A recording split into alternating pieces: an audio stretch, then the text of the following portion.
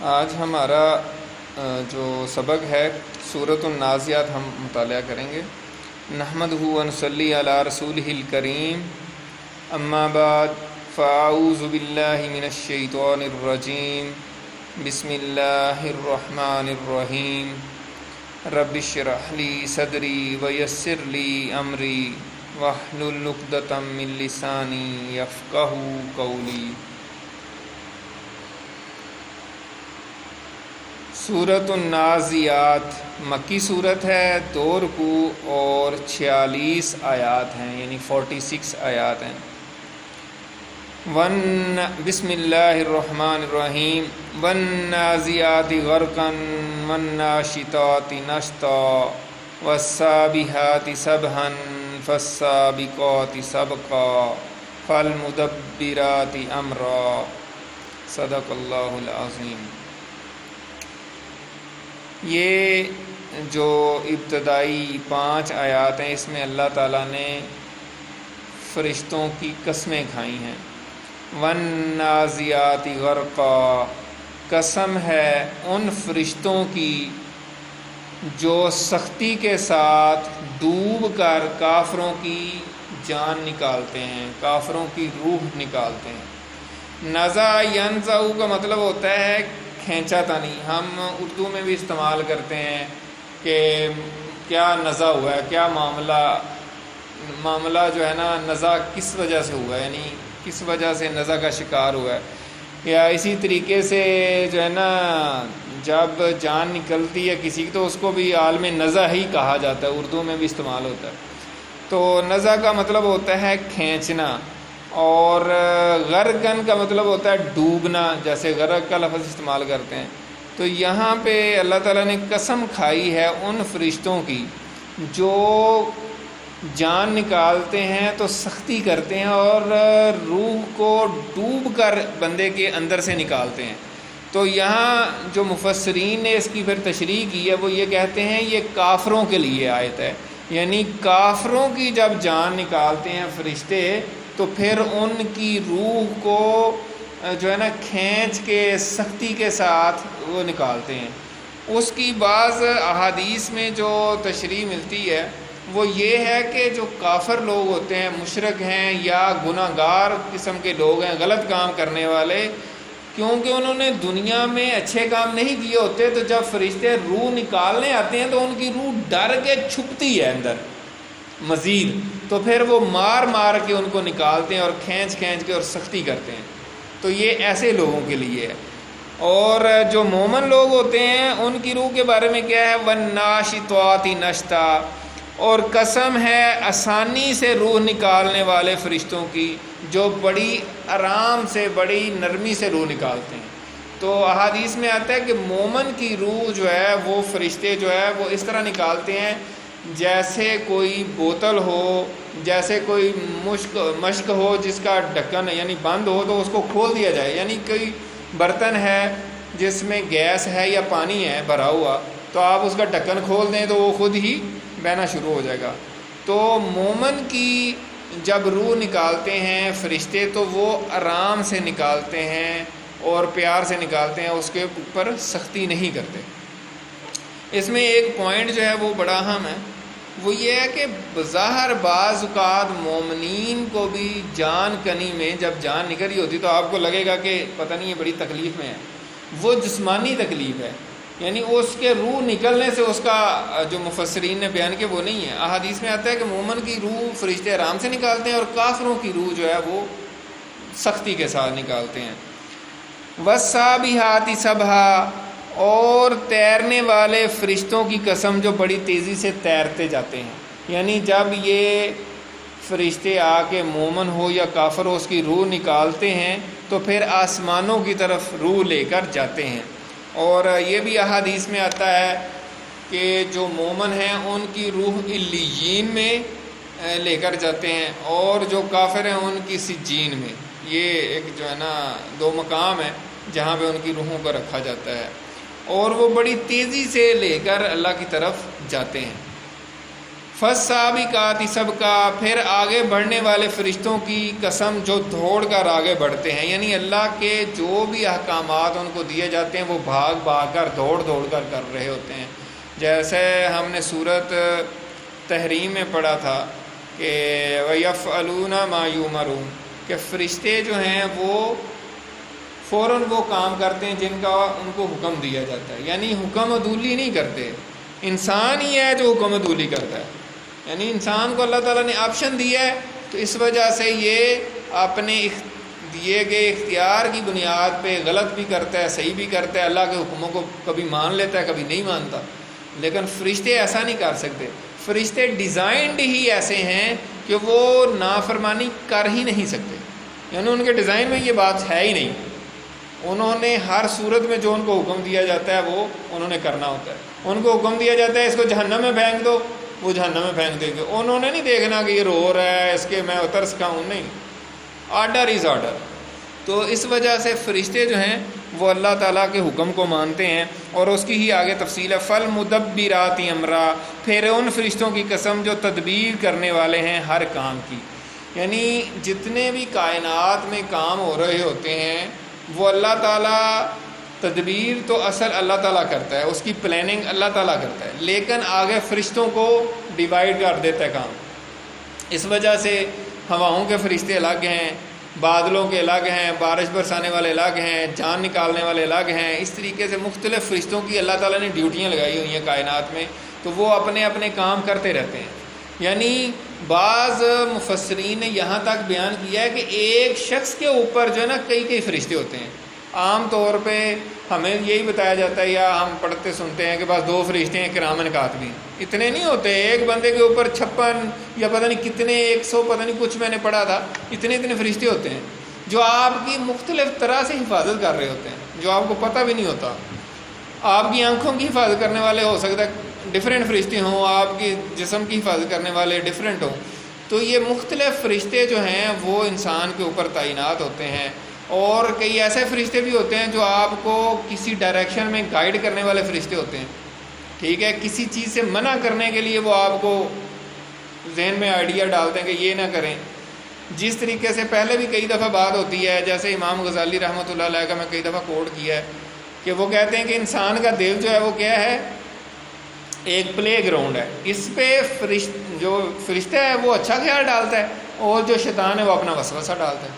اب انسان کی اپنی مرضی ہے کہ وہ کیا کرنا چاہ رہا ہے، دونوں آپشن آ گئے ہیں اس کے پاس، ٹھیک ہے نا۔ فرشتے نے اچھا خیال ڈالا کہ آج درس ہے، جانا چاہیے، آج تو درس ہے یار، جانا ہے، قرآن سیکھنا چاہیے، سمجھنا چاہیے، چلیں کوئی بابرکت محفل ہے، اللہ کا ذکر ہی ہوگا وہاں کو۔ شیطان وسوسہ کیا ڈالے گا، یار تھکے آئے اور آرام کرو، کیا یہ مولویوں کی باتیں سننے سے کیا فرق پڑتا ہے، ٹھیک ہے نا۔ اب یہ دونوں آپشن آپ کے سامنے آ گئے، اب آپ نے اختیار کرنا ہے کہ آپ نے کون سا چوز کرنا، تو یہ انسان کے پاس اختیار ہے۔ تو اسی طریقے سے یہاں یہ فرمایا جا رہا ہے کہ فرشتے جو ہے جو تدبیر کرنے والے ہیں، یعنی اللہ تعالیٰ نے ان کو جو کام سپرد کیے ہوتے ہیں وہ پھر اس کے مطابق جو ہے نا وہ آگے سارا سلسلہ چلاتے رہتے ہیں۔ یہ 5 قسمیں اللہ تعالیٰ نے کھائی ہیں، اور جب بھی کبھی کوئی قسم کھائی جاتی ہے تو جواب قسم بھی ہوتا ہے، یعنی ایک ہے کہ جس کی قسم کھائی جائے، اور پھر ہے کہ کس لیے کھائی ہے۔ جیسے مطلب عام طور پہ ہم کہتے ہیں اللہ کی قسم، اب میں نے قسم کھائی ہے نا اللہ کی قسم، تو آگے بھی تو کچھ ہونا چاہیے نا کہ اس کا جواب قسم کہ اللہ کی قسم آج میں ضرور درس میں جاؤں گا، فار ایگزامپل، ٹھیک ہے نا، تو وہ میں ضرور درس میں جاؤں گا، یہ جواب قسم ہے۔ پہلے قسم کھائی ہے میں نے اللہ کی، اور اس کا جواب کیا ہے کہ میں آج ضرور درس میں جاؤں گا۔ تو قرآن مجید کا اسلوب ہے، قرآن مجید ایک بہت ہی اعلیٰ شان کتاب ہے، اور بڑی جگہ پہ اللہ تعالیٰ نے قسمیں کھانے کے بعد جواب قسم بھی بتایا، یہاں پہ اللہ تعالیٰ نے ذکر ہی نہیں کیا، اس کا محذوف ہے، ہڈن ہے۔ تو اس کا مطلب کیا ہے پچھلی صورتوں کی روشنی میں کہ لَتُبْعَثُنَّ ثُمَّ لَتُنَبَّؤُنَّ بِمَا عَمِلْتُمْ، کہ ہم، یہ صورت تغابن میں آتا ہے کہ ہم لازماً تمہیں اٹھائیں گے، ان فرشتوں کی قسم جو جان نکال رہے ہیں، تو تمہیں جان نکالنے کے بعد دوبارہ سے جان ڈالی بھی جائے گی، اور لازمی طور پر تم اٹھائے جاؤ گے، اور پھر ہم تمہیں لازماً بتائیں گے کہ دنیا میں تم نے کیا کام کیا ہے۔ تو مفسرین نے بتایا کہ اس کا جواب قسم یہ ہے جو یہاں پہ محذوف ہے، ہڈن ہے، یعنی ریٹن نہیں ہے۔ تو اس کے بعد پھر اسی وجہ سے آگے پھر اللہ تعالیٰ نے قیامت کا ذکر شروع کر دیا ہے کہ تم اٹھائے جاؤ گے، اور وہ کیا موقع ہوگا، کیا وہاں پہ ہوگا، کون سا دن ہوگا قیامت کا، جب یوم ترجف الراجفہ، جس دن کانپ اٹھے گی کانپنے والی، یہ کائنات جو ہے پوری کی پوری کانپ اٹھے گی۔ جب پہلا نفخہ جو ہے، پہلا سور پھونکا جائے گا تو کائنات میں توڑ پھوڑ شروع ہو جائے گی۔ بارہا ہم پڑھ رہے ہیں، پہاڑ ٹکرائے جائیں گے زمین سے، اور وہ اڑتے پھریں گے، اور زلزلے ہوں گے، سورج چاند جو ہے نا وہ ٹوٹ کے گر جائیں گے، ستارے جھڑ جائیں گے، ایسا منظر ہوگا۔ تتبعھا رادفہ، اس کے پیچھے ایک اور زلزلہ آئے گا، اور ایک اور آنے والی آئے گی۔ مطلب یہ ہے کہ یہ جو نفخہ اولا ہے، پہلا سور پھونکا جائے گا، ساری دنیا فنا ہو جائے گی اور سارے انسان فوت ہو جائیں گے، مر جائیں گے، اور پھر اس کے بعد 40 سال کا عرصہ گزرے گا، پھر دوبارہ سور پھونکا جائے گا، تو پھر جو ہے نا وہ سارے زندہ ہو کے اللہ کے حضور پیش ہو جائیں گے۔ اور جب یہ قیامت کا منظر ہوگا، سارے اللہ کی طرف دوڑ رہے ہوں گے، تو اس وقت کیا صورتحال ہوگی؟ قلوب یومئذ واجفہ، اس دن کئی دل جو ہے نا وہ دھڑک رہے ہوں گے، یعنی زیادہ تر دل جو ہے نا وہ دھڑکن ان کی تیز ہوئی ہوگی جب اس طرح کا منظر ہو، دہشت زدہ، خوفناک، اور سارے لوگ بھاگ رہے ہیں۔ اور یہ جو ہے نا بڑی حیران کن بات ہوگی، یعنی اس وقت کہ سارے لوگ ننگے جا رہے ہوں، قبروں سے جب اٹھائے جائیں گے۔ احادیث میں آتا ہے کہ انسان جو ہے، جو فوت ہو گئے ہوں گے، جب ان کو اٹھایا جائے گا، اللہ تعالیٰ ایک ایسی بارش برسائیں گے کہ جیسے پودے اگتے ہیں نا، ایسے انسان اگیں گے قبروں سے، اور ننگے ہی ویسے ہی جو ہے نا میدان حشر کی طرف بھاگ رہے ہوں گے۔ تو اس پہ حضرت عائشہ رضی اللہ تعالیٰ عنہ نے، ظاہر ہے ایک شرم کی عورت میں زیادہ ہوتی ہے، اور انہوں نے آپ صلی اللہ علیہ وسلم سے پوچھ لیا کہ کیسے، مطلب وہ ایک دوسرے کو دیکھیں گے نہیں، مطلب بڑی شرم کی بات ہوگی، اور بڑی، آپ نے فرمایا اس دن کسی کو یہ ہوش ہی نہیں ہوگی، وہ کوئی ایسا معمولی دن تو نہیں ہے نا، اس دن تو اپنی جان کے لالے پڑے ہوں گے کہ پتہ نہیں کیا ہو گیا۔ اب دیکھیں، ابھی ذرا سا کوئی زلزلہ آ جائے تو ہماری کیا حالت ہوتی ہے؟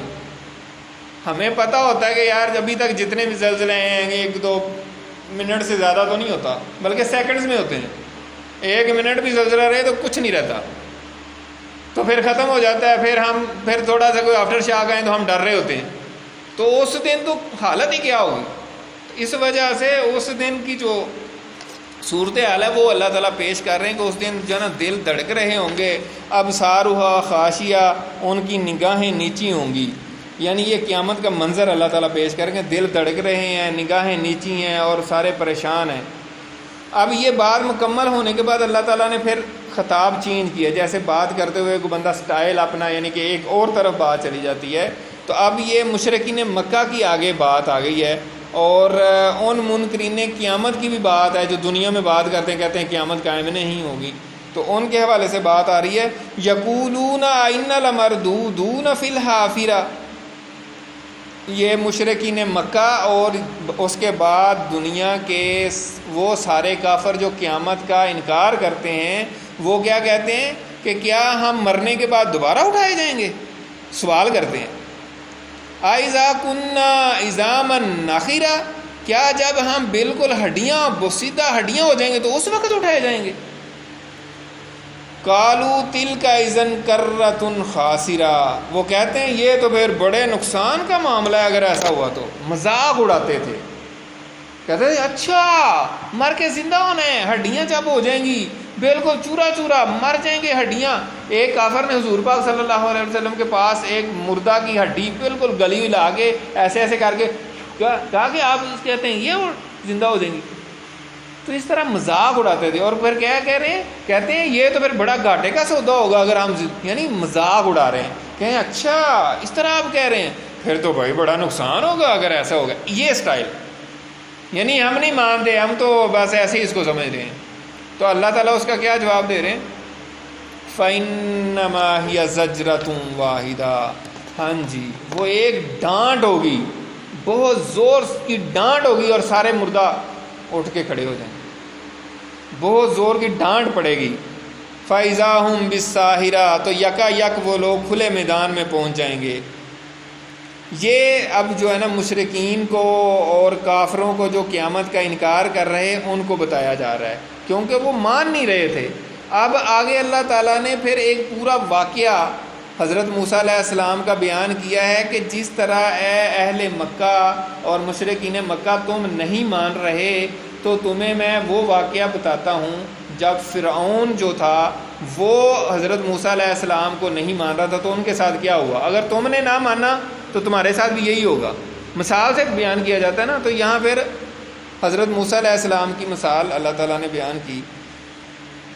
حل اتاک حدیث موسیٰ،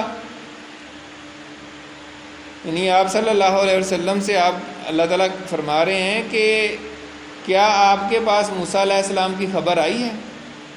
ایک اس کا ترجمہ یہ کیا گیا ہے، دوسرا یہ ہے کہ یقیناً آپ کے پاس خبر آ چکی ہے۔ دونوں باتیں درست ہیں۔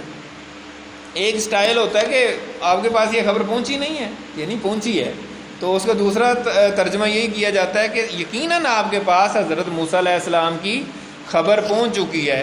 اذ ناداہ ربہ بالوادی المقدس طویٰ، جب ان کو یعنی موسیٰ علیہ السلام کو ان کے رب نے پکارا۔ کہاں پہ پکارا تھا؟ مقدس وادی طویٰ میں۔ کب کا واقعہ یہ؟ جب حضرت موسیٰ علیہ السلام مصر سے بھاگے تھے، ایک مصری کو قتل کیا تھا انہوں نے، مکہ مارا تھا تو وہ مر گیا تھا۔ اس کا بھی ایک بڑا دلچسپ واقعہ نا، پہلے ایک جو بنی اسرائیل کا بندہ تھا، ایک جو ہے نا مصری سے اور قبطی سے یعنی فرعون کی قوم کا جو بندہ تھا، اس سے ایک دن جھگڑ رہا تھا، تو حضرت موسیٰ علیہ السلام نے جا کے چھڑوایا اور پوچھا کہ کیا ہوا ہے، تو جو ان کی قوم کا تھا یعنی حضرت موسیٰ علیہ السلام کی قوم کا بنی اسرائیل کا بندہ، تو اس نے کہا اس طرح اس نے میرے ساتھ زیادتی کی، تو انہوں نے جا کے چھڑوا دیا، اس کو بھگا دیا۔ پھر اگلے دن وہی بندہ جو ہے نا کسی اور سے لڑ رہا تھا، اور قبطی سے، ان کو قبطی کہتے تھے فرعون کی قوم کے جو لوگ ہیں۔ تو حضرت موسیٰ علیہ السلام اس کے پاس گئے کہ چھڑواتا ہوں اس کو جا کے، وہ چیخ رہا تھا۔ پھر اب اس کو لگا کہ موسیٰ علیہ السلام کہیں مجھے ہی نہ مارے، انہوں نے اس دن بھی اس کو مار مور کے بھگا دیا تھا، ٹھیک ہے۔ تو اس میں جو ہے نا اس نے کہا کہ آپ تو جو ہے نا دنیا میں یعنی کہ غلبہ پانا چاہ رہے ہیں، اور آپ نے اس دن پہلے واقعے میں، بلکہ مجھے بھول گیا، پہلے واقعے میں حضرت موسیٰ علیہ السلام نے مکہ مارا تھا تو وہ مر گیا تھا۔ اب پھر اگلے دن یہ لڑ رہا تھا، تو حضرت موسیٰ علیہ السلام چھڑانے گئے تو اس کو ڈر ہوا کہ کہیں مجھے نہ مکہ مارے، میں ہی نہ مار جاؤں، تو وہ ڈر گیا اور اس نے بتا دیا کہ آپ نے پہلے قتل کیا۔ تو وہاں سے پھر حضرت موسیٰ علیہ السلام بیسیکلی مصر سے نکل گئے تھے اور مدین پہنچے تھے۔ وہاں پہ پھر لمبی سٹوری ہے کہ انہوں نے وہاں پہ 10 سال بکریاں چرائیں، پھر ان کی شادی حضرت شعیب علیہ السلام کی بیٹی سے ہوئی۔ تو وہاں سے وہ آ رہے تھے واپس مصر، اور رستے میں انہوں نے آگ جلتی دیکھی، تو آگ لینے گئے تو اللہ تعالیٰ نے آپ کو جو ہے نا نبوت عطا فرمائی اور رسالت عطا فرمائی۔ تو یہ اس واقعے کی طرف اشارہ ہے۔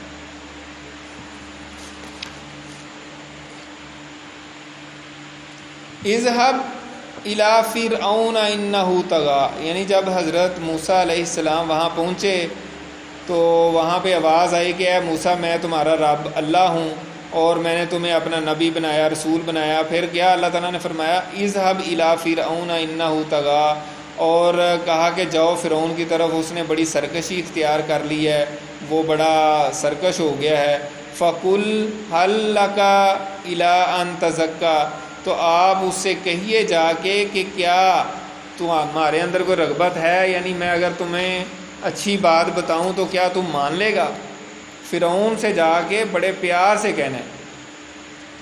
یعنی یہ جو ہمارے ہاں حدیث بیان کی جاتی ہے نا کہ جابر سلطان کے سامنے کلمہ حق کہنا سب سے بہترین جہاد ہے، تو اس پہ بعض مفسرین کا یہی ہے کہ کلمہ جہاد اور کلمہ حق جو ہے نا آپ کہیں، لیکن اچھے انداز سے کہیں۔ یہ نہیں ہے کہ مطلب بدتمیزانہ انداز سے بڑے کو کہیں اور کہیں کہ میں بڑا حق بیان کر رہا ہوں اور بڑا جہاد کر رہا ہوں، یہ نہیں ہے۔ مناسب انداز میں اگلے کو آپ اپنا میسج کنوے کریں اچھے طریقے سے، یہ نہیں ہے کہ بڑی سختی کے ساتھ اور بڑی اس طریقے سے۔ تو اللہ تعالیٰ نے حضرت موسیٰ علیہ السلام کو دوسری جگہ پہ سورہ طٰہٰ میں، سورہ اعراف میں، سورہ قصص میں حضرت موسیٰ علیہ السلام کا بڑا تفصیل سے واقعہ بیان ہوا ہے. یہاں پہ تو 30ویں پارے میں تو ایک ہلکا سا اس کا اشارہ ہی ہے، اور یہ اصل میں تو شروع کی صورتیں ہیں، اور وہاں پہ ابھی سٹارٹ میں یعنی مختصراً واقعہ بیان کیا گیا ہے. اذهب الى فرعون انه طغى فقل هل لك الى ان تزكى، آپ اس سے پوچھئے کہ کیا تجھے رغبت ہے کہ میں تجھے پاک کروں، تجھے اچھی بات بتاؤں، تو مسلمان ہو جائے. وَأَهْدِيَكَ إِلَىٰ رَبِّكَ فَتَخْشَىٰ، اور یہ کہ میں تمہاری رہنمائی کروں تمہارے رب کی طرف تاکہ تو ڈرے. یعنی یہ باتیں اللہ تعالیٰ موسیٰ علیہ السلام کو کہہ رہے ہیں کہ آپ نے فرعون کو جا کے کہنی ہے. تو جا کے انہوں نے کہیں. فَأَرَاهُ الْآيَةَ الْكُبْرَىٰ، جب حضرت موسیٰ علیہ السلام نے یہ باتیں کیں تو وہ اس نے نہیں مانا، اس نے کہا کوئی نشانی دکھا. تو پھر حضرت موسیٰ علیہ السلام نے اپنی بہت بڑی نشانی دکھائی. کیا نشانی تھی؟ سب سے پہلے حضرت موسیٰ علیہ السلام نے جو ان کا ایک عصا تھا، ان کے پاس ایک لاٹھی تھی، ڈنڈا تھا، تو اس کو وہ پھینکتے تھے تو وہ بہت بڑا اژدہا بن جاتا تھا، بہت بڑا سانپ. اژدہا جو ہے نا وہ بہت بڑا سانپ ہوتا ہے، وہ چھوٹے موٹے جانوروں کو تو ویسے ہی ثابت ہی کھا جاتا ہے. اور دوسری جو بڑی نشانی تھی وہ یہ تھی کہ اپنے بغل میں حضرت موسیٰ علیہ السلام ایسے ہاتھ ڈالتے تھے اور ایسے نکالتے تو بالکل روشن جیسے سورج ہو، اتنی اس میں سے لائٹ نکلتی تھی، بہت روشن. تو یہ دو نشانیاں جو ہیں حضرت موسیٰ علیہ السلام نے اپنی نبوت کی دکھائیں. فَكَذَّبَ وَعَصَىٰ، تو اس نے جھٹلایا اور نافرمانی کی. جس بندے نے ماننا نہیں نہ ہوتا، پہلے ذہن میں بنا لیا کہ میں نے ماننا نہیں ہے، جو مرضی تقریر کر لے، جو مرضی لیسن دے دے، جو مرضی درس کوئی کر لے، میں نے سننا ہے، انہیں ماننی نہیں ہے. اس کو دنیا کی کوئی طاقت نہیں بنوا سکتی، اس کو اللہ کے نبی بھی نہیں آ کے بنا سکتے. دیکھیں آپ کے سامنے ہیں، بڑی مثالیں ہیں. فرعون کی مثال ہے، اس کے بعد دیکھیں آپ صلی اللہ علیہ وسلم کی زندگی میں ابو جہل ہے، ابو لہب ہے، ولید بن مغیرہ ہے، عتبہ بن ربیعہ ہے، شیبہ بن ربیعہ ہے، امیہ بن خلف ہے. یہ لوگ کون تھے؟ مطلب ان کو سمجھ آتی تھی ساری باتیں، لیکن انہوں نے طے کر لیا تھا کہ محمد صلی اللہ علیہ وسلم جو مرضی بتا دیں ہم نے ماننا نہیں ہے. اور جب آپ اپنے دماغ میں پروگرامنگ کر لیں کہ جو بھی کوئی مجھے بات بتائے گا میں نے ماننی نہیں ہے، تو پھر دنیا کی کوئی طاقت آپ کو نہیں بنوا سکتی. اور ہدایت بھی اسی کو ملتی ہے جو ہدایت کا طالب ہو. ایک بندہ ہدایت لینا ہی نہیں چاہتا تو اس کے اوپر آپ بمبارڈمنٹ بھی کر دیں گے نا، ہدایت کی تو نہیں، اندر ہی نہیں جانی. اندر اس کے جاتی ہے جو تھوڑا سا طلب کرے گی، ہاں یار مجھے سوچنا تو چاہیے، یہ جو قرآن پڑھا جا رہا ہے اس میں جو باتیں ہیں یار میں تھوڑا سا تو سوچوں، مجھے فکر کرنی چاہیے کہ واقعی قیامت قائم ہونی ہے، اللہ کے حضور پیش ہونا ہے، تو یار میں اپنا تھوڑا سا تو غور کروں. جو بندہ اس طرح سوچے گا نا ذرا سا، یار بات تو سوچنے والی ہے یار، ری تھنک کرتے ہیں، پھر وہ اس کا سلسلہ شروع ہو جائے گا. یعنی اس کے اندر ایک ڈر، جیسے سورۃ البقرہ میں شروع میں ہے نا، ذالک الکتاب لا ریب فیہ ھدی للمتقین. لوگ کہتے ہیں لو جی پہلے ہی آ گیا متقین کے لیے یہ ہدایت ہے تو ہمارے لیے اس میں ہدایت ہی نہیں ہے. بھائی متقین کا مطلب ہوتا ہے ڈرنے والے. جس بندے کے دل میں تھوڑا سا بھی اللہ کا ڈر ہوگا نا، اس کے لیے یہ کتاب ہدایت ہے. ہدایت تو سب کے لیے، سارے انسانوں کے لیے، لیکن ملے گی کس کو؟ جو تھوڑا سا ڈر رکھے گا، یار واقعی میں کہیں غلط نہ ہوں، میرا معاملہ کہیں خراب ہی نہ ہو. تو جب یہ انسان سوچے گا تو اس کو ہدایت ملے گی. جو ہدایت کا طالب ہے اس کو ہدایت اللہ تعالیٰ لازمی دیتا ہے. جو ہدایت کا طالب ہی نہیں ہے، ہدایت سامنے پڑی ہو، اس کو رکھی جائے اور وہ بھاگ جائے، اس کو ہدایت نہیں مل سکتی. ہدایت طلب کرنے والوں کو ملے گی. تو یہی بات یہاں پہ ہو رہی ہے کہ فرعون کو حضرت موسیٰ علیہ السلام نے سارا کچھ بتایا، نشانیاں بھی دکھا دیں. وہ کہہ رہا تھا نشانی دکھاؤ، نشانی بھی دکھا. اس نے کہا نہیں جی نہیں، میں نہیں مانتا، یہ تو تم نے جادو کیا ہے. اچھا، فَكَذَّبَ وَعَصَىٰ، تو اس نے جھٹلایا اور نافرمانی کی. ثُمَّ أَدْبَرَ يَسْعَىٰ، پھر وہ پلٹا اور فساد کی کوشش شروع کی. یعنی کیا اس نے کوششیں شروع کر دی؟ اس نے کہا یار یہ جادوگر ہے اور سارے جادوگروں کو پورے ملک سے اکٹھا کرو، اس کا مقابلہ کرتے ہیں. ہمارے پاس بھی بڑے جادوگر ہیں. فحشر فنادا، پھر اس نے سب کو جمع کیا اور پھر تقریر کی. جیسے آج کل کہتے ہیں نا پرائم منسٹر آف پاکستان شام کو 8 بجے قوم سے خطاب فرمائیں گے، تو اسی طریقے سے وہاں اعلان کیا گیا کہ آج فلاں وقت میں جو ہے نا وقت کا بادشاہ جو فرعون ہے وہ خطاب فرمائے گا. اور کیا اس نے خطاب فرمایا؟ فقال انا ربکم الاعلی، اس نے کہا میں ہی تمہارا رب ہوں، میں تمہارا رب اعلیٰ ہوں، میرے پاس ہی سارا کچھ ہے، سارے اختیار میرے پاس ہیں اور سارا کچھ میرے کنٹرول میں ہے. یہ نہریں جو نیچے بہہ رہی ہیں ان کا میں کنٹرول، جس کو پانی دوں جس کو نہ دوں، ہر ایک خزانے میرے پاس ہیں. دنیا کی سب سے بڑی تہذیب ہماری ہے، ہم سپر پاور ہیں، کسی کی مجال ہے ہمارے آگے پر مار سکے. مصر اس وقت سپر پاور تھا جیسے آج کل امریکہ ہے، تو دیکھ لیں کہاں گیا. تو سپر پاورز بھی کچھ عرصے کے لیے ہوتی ہیں، ان سے ڈرنا نہیں چاہیے کہ یہ پتہ نہیں ہمیشہ ہمیشہ کے لیے رہنی ہے. کچھ دن کی بات ہے، قوموں کی زندگی میں 100 سال کی کچھ اہمیت نہیں ہوتی، ایسے ہی گزر جاتے ہیں. بہرحال اس نے نہیں مانا اور اس نے سارے جادوگروں کو اکٹھا کر لیا اور کہا اور تقریر کی، قوم سے خطاب فرمایا اور کہا کہ میں ہی تمہارا رب ہوں. اس پہ بعض مفسرین جو ہیں وہ کہتے ہیں کہ رب کا یہ مطلب نہیں ہے کہ اس نے کہا تھا کہ میں ہی تمہارا خالق ہوں. ظاہر ہے وہ فرعون جو جتنی بھی عمر کا ہوگا اس سے بڑے بوڑھے بھی ہوں گے جس نے اس کو پیدا ہوتے ہوا دیکھا ہوگا، تو اس کا مطلب یہ تھا کہ سیاسی طور پہ میرا ہی اختیار ہے، میں جو قانون چاہوں بناؤں، جو جس کو غلط کہوں غلط ہو جائے گا، جو صحیح کہوں.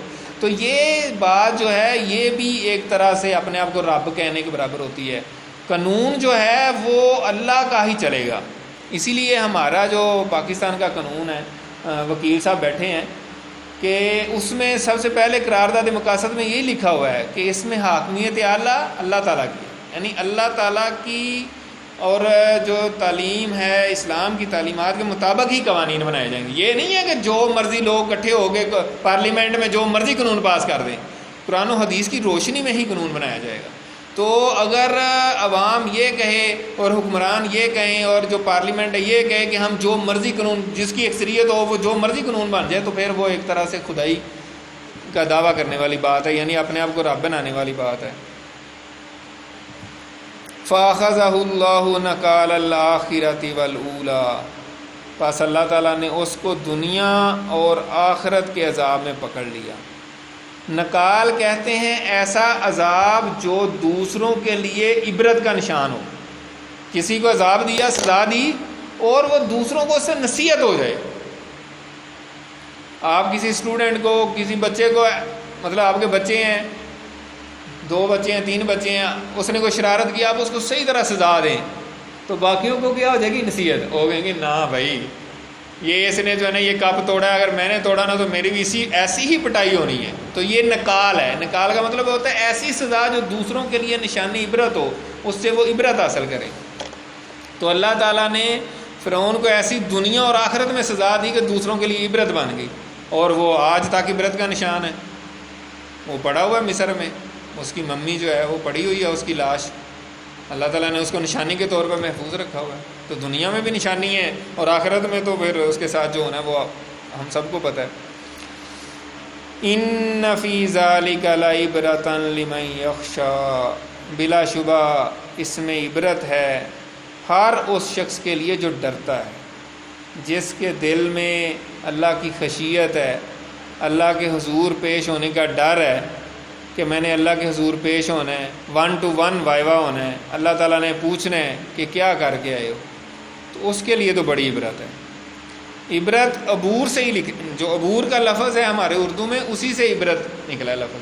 عبور کا مطلب ہوتا ہے نا ایک کنارے سے دوسرے کنارے پار کر جانا. تو عبرت کا مطلب یہی ہوتا ہے کہ کسی کو سزا ملی ہے، اس سے سبق حاصل کر کے عبور کر لیں، یعنی کہ آپ وہ کام نہ کریں جو اس نے کیا ہے.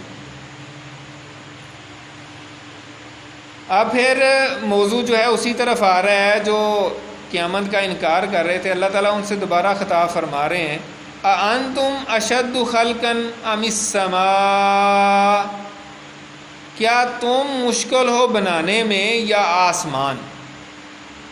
وہ جو قیامت کا انکار کرتے تھے وہ کیا کہتے تھے کہ نہیں جی مر کے مٹی ہو جانا ہے، ہڈیاں ریزہ ریزہ ہو گئی ہیں، یہ کیسے دوبارہ بن سکتے ہیں، مشکل ہے۔ تو اللہ تعالیٰ کہتے ہیں کہ تمہارا بنانا مشکل ہے یا آسمانوں کا بنانا مشکل ہے؟ ذرا اس بات کا جواب دو۔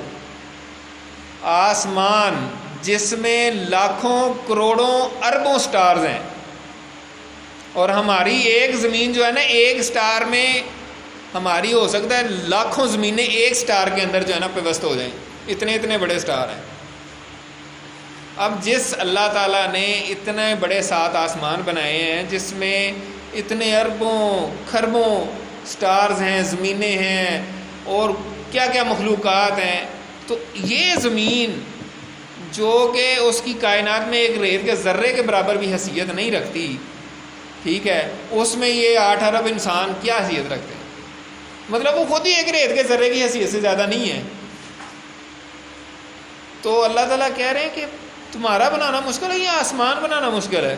جس اللہ تعالیٰ نے آسمان بنائے ہیں اور اس میں اربوں خربوں گلیکسیز رکھی ہیں اور سٹارز رکھے ہیں، تو وہ انسانوں کو دوبارہ نہیں پیدا کر سکتا؟ جس نے پہلے پیدا کیا تھا وہ دوبارہ بھی پیدا کر دے گا، اس میں کیا مشکل ہے؟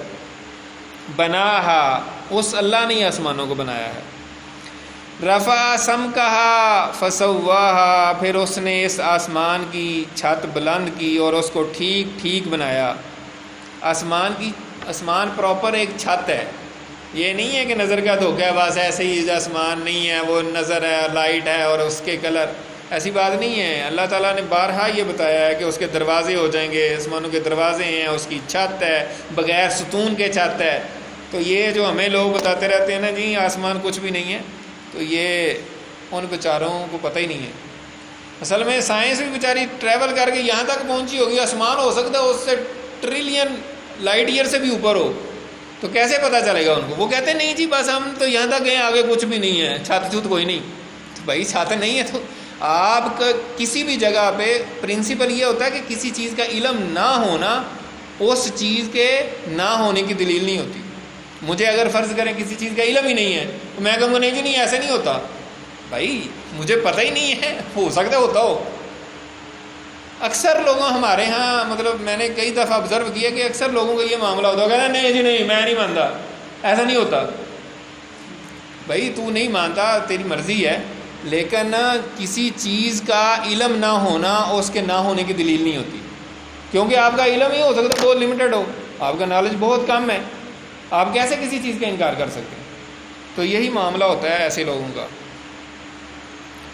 وَاغْطَشَ لَيْلَهَا وَأَخْرَجَ ضُحَاهَا، اور طریق کیا اس کی رات کو اور ظاہر کیا اس کے دن کو۔ وَالْأَرْضَ بَعْدَ ذَلِكَ دَحَاهَا، پھر اللہ تعالیٰ نے زمین کو بچھا دیا بالکل، یعنی انسانوں کے رہنے کے قابل بنا دیا۔ اخرج منہا ماءہا ومرعاہا، پھر اس میں سے اس کا پانی بھی نکالا اور اس کا چارہ بھی، یعنی پانی بھی جو ہے وہ زمین سے نکلا ہے اور چارہ بھی اسی سے نکلتا ہے۔ یعنی زمین آج سے ہزاروں سال پہلے، لاکھوں سال پہلے، اربوں سال پہلے جو تھی، اس وقت اس کی کیا کنڈیشن تھی؟ گیسیس فارم میں تھی، مختلف چیزیں تھیں، یعنی ہائیڈروجن اور آکسیجن اور پتہ نہیں، پھر وہ واٹر میں کنورٹ ہوئی اور پھر وہاں سے واٹر جو ہے نا پھر وہ سارا سلسلہ جو ہے نا پانی کا چلا۔ تو زمین سے ہی پانی اللہ تعالیٰ کہہ رہے ہیں کہ ہم نے نکالا اور اسی سے چارہ۔ والجبال ارساہا، پھر ہم نے پہاڑوں کو اس میں گاڑ دیا۔ متاع لکم ولانعامکم، یہ ساری چیزیں ہم نے تمہارے اے انسانوں تمہارے لیے، تمہارے فائدے کے لیے اور تمہارے مویشیوں کے فائدے کے لیے بنائی ہیں۔ یعنی جو کچھ بھی انسانوں کو چاہیے کھانے پینے کے لیے وہ، اور جو کچھ ان کے مویشیوں کو چاہیے، جانوروں کو چاہیے، ان کا چارہ، ان کا پانی، جو کچھ بھی چاہیے وہ اسی زمین سے اللہ تعالیٰ نے پیدا کیا، اسی زمین سے نکلتا ہے۔ انسان جو بھی کچھ کھا رہا ہے آپ دیکھتے ہیں سارا وہ زمین سے نکلتا ہے، یا وہ پرائمری فارم میں ہوگا یا سیکنڈری فارم میں، یعنی یا تو یہ اگر ڈائریکٹ جیسے سبزیاں اور پھل ہیں، یا پھر اس کو ہی پروسیس کر کے آپ کچھ آگے بنا لیتے ہیں۔ دودھ آپ پیتے ہیں، دہی کھاتے ہیں، تو وہ کیا ہے؟ بھینسیں چارہ کھاتی ہیں پھر وہ دودھ دیتی ہیں، مطلب بات وہاں ہی پہنچ جاتی ہے۔ تو یہ اللہ تعالیٰ فرما رہے ہیں یہ تمہارے لیے اور تمہارے جانوروں کے لیے ہم نے بنایا۔ فَإِذَا جَاءَتِ الطَّامَّةُ الْكُبْرَى، پھر جب آ جائے گی آفت، یعنی بہت بڑی آفت، یعنی قیامت، تو کیا ہوگا اس دن؟ یوم یتذکر الانسان ما سعی، پھر اس دن انسان یاد کرے گا کہ اس نے دنیا میں کیا کوشش کی تھی، کیا ایفرٹس کی تھی، کیا کمایا تھا، کیا کام کیے تھے، زندگی کہاں گزاری تھی، جوانی کہاں گزاری تھی، اس کی ساری ٹائمنگ کہاں گزرتی تھی، اس کی کیا ایکٹیویٹیز تھی، اس کی کیا پریارٹیز تھیں، اس کے کیا معاملات تھے، یہ انسان اس دن سوچے گا اور اس دن اس کو پتہ چلے گا۔ وَبُرِّزَتِ الْجَحِیمُ لِمَن یَرَىٰ، اور دوزخ سامنے ظاہر کر دی جائے گی ہر اس شخص کے لیے جو دیکھتا ہے۔ جیسے کرکٹ کا ورلڈ کپ ہوتا ہے تو ٹرافی لا کے سامنے رکھ دی جاتی ہے، ہر ایک دیکھ رہا ہوتا ہے، تو قیامت کے دن دوزخ جو ہے، جہنم جو ہے، وہ سامنے لا کے رکھ دی جائے گی، مومن اور کافر سارے دیکھ رہے ہوں گے کہ جس کا اعمال نامہ ٹھیک نہ ہوا اس کے اندر پھینکا جائے گا، تو وہ سامنے لا کے سب کے سامنے رکھ دی جائے گی۔ فَأَمَّا مَن طَغَىٰ، چنانچہ جس نے سرکشی کی ہوگی دنیا میں، اللہ کے حکموں کو نہیں مانا ہوگا، وَآثَرَ الْحَيَاةَ الدُّنْيَا، اور اس نے دنیا کی زندگی کو ترجیح دی ہوگی، دنیا کی زندگی کو پریفر کیا ہوگا، فَإِنَّ الْجَحِيمَ هِيَ الْمَأْوَىٰ، تو بلا شبہ جہنم ہی اس کا ٹھکانہ ہے۔ وَأَمَّا مَنْ خَافَ مَقَامَ رَبِّهِ وَنَهَى النَّفْسَ عَنِ الْهَوَىٰ، اور لیکن جو ڈر گیا اپنے رب کے حضور کھڑا ہونے سے اور اس نے اپنے نفس کو اپنی بری خواہشات سے روکا، فَإِنَّ الْجَنَّةَ هِيَ الْمَأْوَىٰ، تو بلا شبہ جنت اس کا ٹھکانہ ہے۔ یہ جو 5 آیتیں ہیں نا، پورا قرآن مجید بھی نانا نازل ہوا ہو، یہ کافی ہیں۔ پورا قرآن مجید آپ نہ پڑھیں، یہی روز پڑھا کریں۔ میں یہ نہیں کہہ رہا کہ نہ پڑھیں، یعنی کہنے کا مقصد یہ ہے کہ یہ 5 آیات میں ہی سارا کچھ بیان کر دیا اللہ تعالیٰ نے، کہ جس نے سرکشی کی، سرکشی کا مطلب ہوتا ہے کہ اللہ تعالیٰ کا حکم ہے نماز پڑھو، وہ کہتا مینوں نہیں پرواہ، میں نہیں پڑھتا، ٹھیک ہے۔ اللہ تعالیٰ کہتا ہے کہ روزے رکھو، وہ کہتا نہیں، مطلب جو بھی اللہ تعالیٰ نے حکم دیے ہیں وہ اس کو بدماشی کرتا ہے، سرکشی کرتا ہے، ٹھیک ہے۔ اور اس نے دنیا کی زندگی کو پریفر کیا ہوا ہے آخرت کے مقابلے میں۔ یہ بڑی اہم ترین آیت ہے کہ آپ کی پریارٹی کیا ہے۔ اگر آپ کی پریارٹی دنیا ہے آخرت کے مقابلے میں تو پھر آپ گئے۔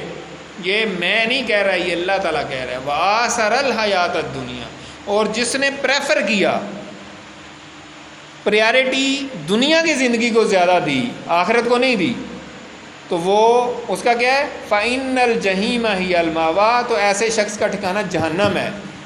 یہ پوری کائنات کا بادشاہ کہہ رہا ہے اپنی سچی ترین کتاب میں، جس پہ 8 ارب مسلمانوں کا عقیدہ ہے کہ اس میں ایک لفظ بھی جو ہے اس کا انکار کرنے والا پکا ٹھکا کافر ہے، اس میں یہ اللہ تعالیٰ کہہ رہا ہے۔ ہمیں پتہ نہیں کن کن لوگوں کی باتوں پہ تو بڑا اعتبار ہے، لیکن ہمیں اللہ کی بات پہ، اللہ کے رسول کی بات پہ پتہ نہیں کیوں اعتبار نہیں ہے۔ یعنی کافر جو ہے نا، کافر مشرکین مکہ، وہ ہمارے حضور پاک صلی اللہ علیہ وسلم کی باتوں پہ اتنا یقین رکھتے تھے، وہ کہتے تھے ٹھیک ہے ہم مسلمان نہیں ہیں لیکن ہمیں یقین کامل ہے کہ یہ جو کہہ دیتے ہیں ویسے ہی ہوتا ہے، لیکن ہم مسلمان ہیں، ہم عاشق رسول ہیں، ہم پتہ نہیں کیا کیا کچھ ہیں، لیکن ہمیں یقین نہیں ہے۔ عجیب بات ہے، حیرت کی بات نہیں ہے، یہ بڑی پریشان کن بات نہیں ہے۔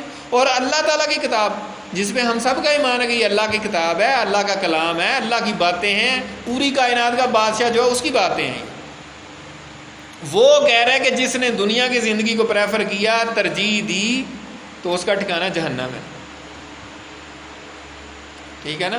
تو پریارٹی دینے کا مطلب یہ ہے کہ آخرت کو اس نے پسے پشت ڈال دیا ہو، اس کو کبھی ذکر ہی نہ کرے اور دنیا میں لگا رہے، ہاں مناسب انداز میں دنیا کمانا، دنیا چلانا، یہ کوئی خلاف سنت نہیں ہے، کوئی خلاف عقل نہیں ہے، کوئی ایسی بات نہیں ہے، لیکن بندے کی پریارٹی آخرت ہونی چاہیے۔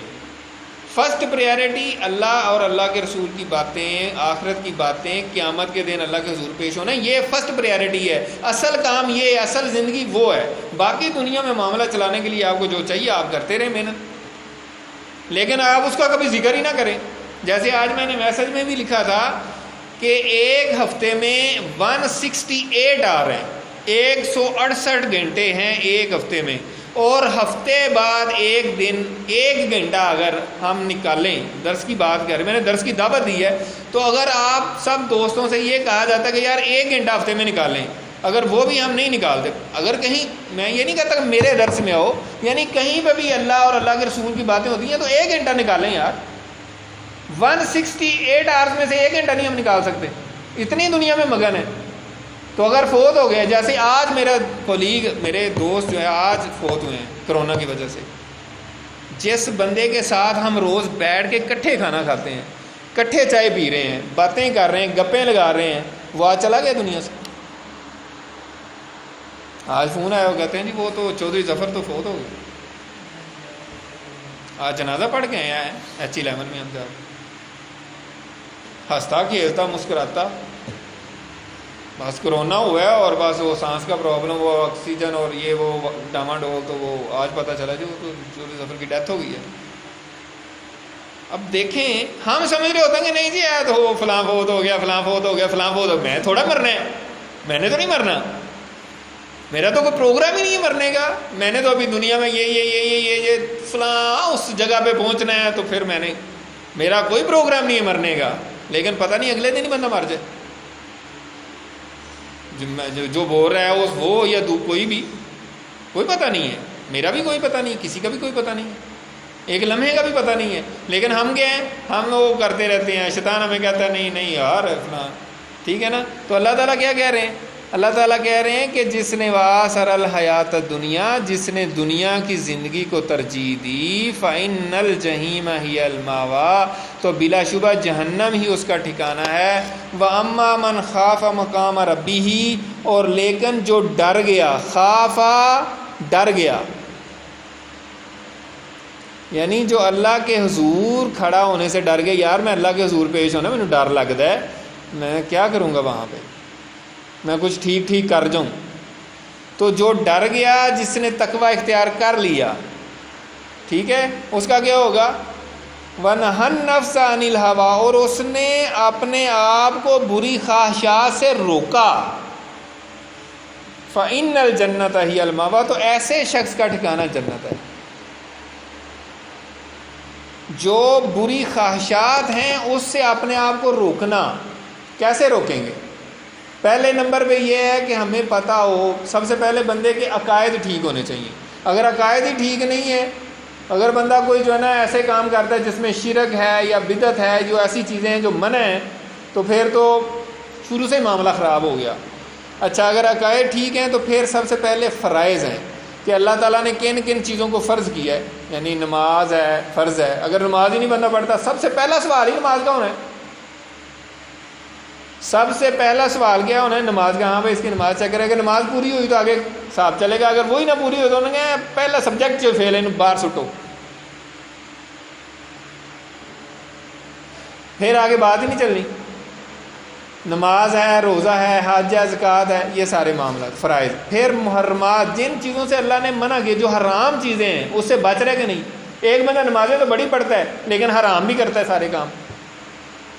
اللہ تعالیٰ نے کہا کہ سود نہ کھاؤ، یہ اعلان جنگ ہے میرے اور میرے رسول کے خلاف، وہ کہتا ہے نہیں جی، ٹھیک ہے۔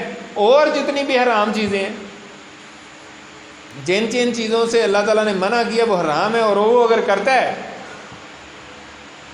تو پھر وہی معاملہ خراب ہے۔ اس کے بعد پھر واجبات ہیں، پھر سنتیں ہیں، پھر مکروہ تحریمی ہے، یعنی جو کرنے والے کام ہیں اس میں واجبات سنتیں، اور پھر حرام کے بعد مکروہ تحریمی ہے، یعنی ایسا حرام جو مکروہ ہے، یعنی مکروہ تحریمی تھوڑا سا حرام سے کم اس پہ سختی ہوتی ہے، یعنی منع ہے لیکن اس طرح کی سختی نہیں، پھر میں مکروہ تنزیہی ہے، یعنی اس طرح پھر مختلف کیٹیگریز ہیں، ٹھیک ہے نا.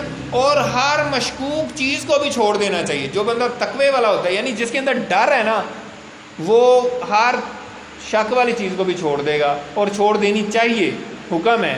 آپ صلی اللہ علیہ وسلم کی حدیث ہے دا ما یریبو کا الا ما لا یریبو، کہ ہر اس چیز کو چھوڑ دو جس میں شک ہو، اس طرف چلے جاؤ جس میں شک نہیں ہے. یعنی آپ ایک کام کر رہے تھے، ہاں بالکل، یعنی ہر کوئی کام جس میں آپ کو شک ہے، یار پتہ نہیں یہ منع تو نہیں ہے، مکروہ تو نہیں ہے، گناہ تو نہیں ہے، کر لوں کہ نہ کروں. شیطان کہتا ہے یار کر لے، سارے کر رہے ہیں. آپ کو چاہیے کہ نہیں یار میں نے نہیں، مکروہ، میں نے ایسا کوئی کام نہیں کرنا جس میں شک ہو، میں سیف سائڈ پہ رہنا چاہتا ہوں. تو بندے کو سیف سائڈ پہ رہنا چاہیے. اسی طرح بدعت کا معاملہ ہے، مطلب بدعت کی ڈیفینیشن میں اختلاف ہوتا ہے. کوئی کہتا ہے یہ بدعت ہے نہیں ہے، ٹھیک ہے، ایسا ہی ہے. ہمارے علماء کرام میں اختلاف ہوتا ہے، وہ کوئی کہہ رہا ہوتا ہے یار یہ بدعت ہے، کوئی کہتا ہے نہیں نہیں یہ بدعت نہیں ہے. تو اس میں سیف سائڈ کیا ہے؟ جس میں یعنی جس میں دونوں ہی اگریڈ ہیں کہ یار ہے کرنا تو اتنا تو کوئی مسئلہ نہیں. ایک بندہ کہہ رہا ہے یار یہ کام کرنے سے کہیں بدعت نہ ہو، ٹھیک ہے، یہ کہتا ہے کہ یہ بدعت ہے، یہ کہتا ہے یار نہیں ہے. تو دونوں میں سیف سائڈ کون سی ہوگی کہ یار اس کو چھوڑ دو، اس میں کرنا ضروری تو نہیں ہے. بدعت کا مطلب یہ ایسا ہوتا ہے کہ جو نہیں آپ نیا کام کر رہے ہیں نیکی سمجھ کے نا. تو جو پہلے ہی قرآن حدیث میں سنت میں ثابت شدہ چیزیں ہیں، طے شدہ چیزیں ہیں، سارا کچھ موجود ہے، وہی کر لیں جو سیف ہے. تو سیف سائڈ پہ رہنا انسان کی عقل بھی ابھارتی ہے کہ یار سیف سائڈ پہ رہو. آپ کنارے کنارے کہیں جا رہے ہیں، مطلب ادھر فرض کریں دریا ہے، نہر ہے، اس کے اوپر آپ پل پہ فرض کریں جا رہے ہیں. چھوٹے ہوتے جیسے بچوں کو بڑا شوق ہوتا ہے وہ پتلی سی جو ہوتی ہے نا اس پہ چلنا، تو وہ چل رہا ہوتا ہے، ادھر دریا ہے فرض کریں تو گر جائے گا نا. اب آپ احتیاط نہیں کریں گے. سیف سائڈ کیا ہے کہ بھائی آپ اتر کے پل صحیح جگہ سے چلیں نا. آپ ایسے کنارے پہ نہ چلیں گے ذرا سا پاؤں پھسلا اور پھر دڑام کے نیچے گرے، تو ایسے پہ نہیں چلنا چاہیے. تو یہ جو خواہشات نفس ہے نا، یہ بڑی شیطان ایسے آپ کو بہترین کر کے پیش کرے گا. لغو قسم کی چیزیں، ٹھیک ہے، یعنی جس میں دنیا کا دین کا کوئی فائدہ نہیں ہوتا، ایسے کاموں میں پڑے رہنا، یہ کیا ہے؟ اس میں کوئی فائدہ نہیں ہے. فَإِنَّ الْجَنَّةَ هِيَ الْمَأْوَىٰ، جس نے اپنے آپ کو بری خواہشیں روک لیا اس کا ٹھکانہ جنت ہے. یسألونک عن الساعۃ ایان مرساها، دیکھیں پھر وہی بار بار گھما کے آ رہی ہے. اب یہ آپ سے پوچھتے ہیں کہ قیامت کب آئے گی. پھر جو انکار کرنے والے ہیں قیامت کے، منکرین قیامت اور مشرکین مکہ کی بات ہو رہی ہے. فیما انت من ذکراہا، کس چیز میں ہیں آپ، مطلب آپ کو اس چیز سے کیا تعلق. آپ صلی اللہ علیہ وسلم کو اللہ تعالیٰ کہہ رہے ہیں کہ آپ کو اس سے کیا تعلق ہے، آپ کو کیا پتہ ہے کہ قیامت کب قائم ہونی ہے. الی ربی کا منتہا، آپ کے رب کی طرف اس کی انتہا ہے اس کے علم کی، یعنی آپ کے رب کو پتہ ہے قیامت کب قائم ہونی ہے، آپ کو تو نہیں پتہ. آپ سے ایسے آگے پوچھتے ہیں کہ اچھا جی آپ کہہ رہے ہیں قیامت آنی، پھر کب آئے گی یہ تو ہمیں بتائیں ذرا، کب تک آ رہی ہے آپ کی قیامت. اس سے مذاق اڑاتے تھے. انما انت منذر من یخشاہا، پس آپ تو صرف ڈرانے والے ہیں اس کو جو اس سے ڈرتا ہے. پھر وہی بات آ گئی ہے، یعنی آپ صلی اللہ علیہ وسلم کو اللہ تعالیٰ کہہ رہے ہیں کہ آپ تو ڈرانے والے ہیں، انذار کرنے والے ہیں، توجہ دلانے والے ہیں. توجہ دلاؤ نوٹس ہوتا ہے کہ یار خبردار ادھر نہ جانا، ادھر تو آگ لگی ہوئی ہے بھائی، ادھر نہ جانا. یہ آپ کا یہ کام تھا کہ بھائی بچ جاؤ، اللہ پر ایمان لے آؤ اور اللہ کے رسول پر ایمان لاؤ، قیامت پہ ایمان لے آؤ، اللہ کے حضور پیش ہونا ہے، نہیں تو مارے جاؤ بس. تو جو ڈرتا ہے وہ ہدایت پا جاتا ہے. تو یہاں پہ بھی یہی ہے، آپ تو صرف ڈرانے والے ہیں اس کو جو اس سے ڈرتا ہے. کأنہم یوم یرونہا، گویا کہ وہ کافر جس دن دیکھیں گے تو اس کو سمجھیں گے، یعنی جہنم کو اور قیامت کے دن کو. لم یلبثوا الا عشیۃ او ضحاہا، تو وہ سوچیں گے سمجھیں گے کہ شاید ہم تو دنیا میں ایک شام یا ایک صبح ہی رہے ہیں. قیامت کے دن جب کافر جو ہیں وہ وہاں پہ ہوں گے تو ان کو ایسے لگے گا یار دنیا میں تو ایسے لگتا ہے ہم تو ایک دن کا کچھ حصہ ہی رہے ہیں، یا صبح کا یا شام کا، بس اتنی ہماری زندگی ہے. تو اگر ویسے بھی کمپیئر کریں، جو قیامت کا دن جو ہے 50,000 سال کا ہوگا، اور آپ کی ایوریج ایک انسان کی زندگی 100 سال بھی لگا لیں تو 50,000 سال کو اس سے کمپیئر کریں تو کیا نکلے گا؟ کچھ گھڑیاں نکلیں گی، 1-2 گھنٹہ نکلے گا. تو اس دن ان کو یہی فیل ہوگا کہ یار دنیا میں تو ہم تھوڑا عرصے رہے ہیں. اسی طرح حدیث میں آتا ہے کہ جس کو اللہ تعالیٰ چاہیں گے جنت میں بھیجنا تو اس کو حالانکہ دنیا میں اس نے بڑی تکلیفیں اٹھائی ہوں گی، غریب ہوگا، بڑی پریشانیاں صحیح ہوں گی، لیکن اللہ تعالیٰ اس کو جنت میں بھیجنا چاہیں گے تو اس کو فرشتوں کو کہیں گے اس کو جنت کی ایک سیر کروا کے لاؤ. تو اللہ تعالیٰ اس سے پوچھیں گے کہ آپ کو دنیا میں کوئی تکلیف پہنچی ہے؟ وہ کہے گا یا اللہ مجھے تو دنیا میں کوئی تکلیف ہی نہیں پہنچی. اور جو جہنم میں جانے والا ہوگا ساری زندگی اس نے عیاشی کی ہوگی، بدماشی کی ہوگی، بے ایمانیاں، حرام زدگیاں، ہر طرح کے غلط کام کیے ہوں گے. اس کو جہنم کی سیر کروائی جائے گی، اس سے پوچھا جائے گا کہ دنیا میں تم نے سکھ اٹھایا ہے، کوئی انجوائے کیا تھا؟ کہے گا یا اللہ بالکل کوئی انجوائے نہیں کیا تھا، بالکل کچھ نہیں کیا تھا. تو دنیا کا معاملہ اتنا ہی ہے چند گھڑی کا. تو اللہ تعالیٰ سے دعا ہے کہ ہم جو کچھ پڑھ رہے ہیں، جو سن رہے ہیں، اللہ تعالیٰ ہمیں اس پر عمل کرنے کی توفیق عطا فرمائے اور ہمارے دل میں جو خشیت پیدا ہونی چاہیے وہ پیدا ہو اور ہم اللہ کے حضور پیش ہونے کی تیاری کریں اور یہ یقین ہمارے سامنے رہے کہ ہم نے اللہ کے حضور پیش ہونا ہے اور اللہ تعالیٰ نے پوچھنا ہے ہاں بھائی کیا کر گیا ہے، میرے لیے کیا کیا ہے؟ آپ کو میں نے اتنی زندگی دی تھی، جوانی دی تھی، مال دیا تھا، سارا کچھ دیا تھا، صحت دی تھی، کیا کر کے کیا آئے ہو میرے لیے؟ تو اس کا جواب ہم سب کو تیار کرنا چاہیے. تو اللہ تعالیٰ سے دعا ہے کہ اللہ تعالیٰ ہمیں جو کچھ ہم نے سنا پڑھا ہے اس پر عمل کرنے کی توفیق عطا فرمائے. وآخر دعوانا ان الحمد للہ رب العالمین. سبحانک اللہم و بحمدک نشہد ان لا